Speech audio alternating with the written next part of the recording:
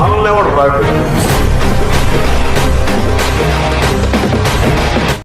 నమస్తే viewers, welcome to Tollywood poster. OG అంటే ఓజస్ గంభీర.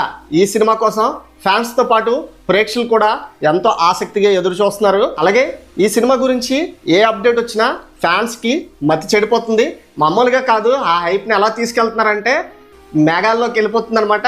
ఒక్కొక్కటి వచ్చిన సాంగ్ కానీ టీజర్ కానీ ఏదైనా సరే ఒక్క లుక్ వదిలినా, ఒక ఫోటో లుక్ వదిలినా సరే అదైతే మామూలు బీభత్సం సృష్టించట్లేదు.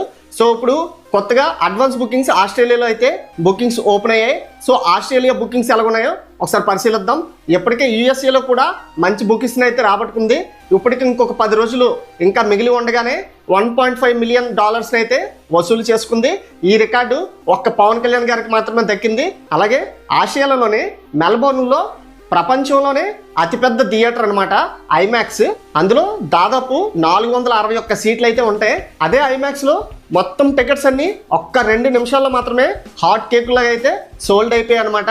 ఆస్ట్రేలియాలోని ఇప్పటి వరకు 4,900 వరకు టికెట్స్ అయితే first day pre sales sold అయిపోయాయి అనమాట.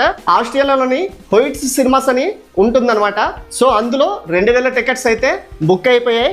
25 లొకేషన్స్ నుంచి 51 షోస్ అయితే అక్కడ పడుతున్నాయి. 21.8% ఆక్యుపెన్సీతో అక్కడ నడుస్తుంది అనమాట. తెలుగు రాష్ట్రాలతో పాటు దేశవ్యాప్తంగా అదర్ కంట్రీస్లో కూడా మన ఓజీ మానియా అయితే మామూలుగా లేదనమాట.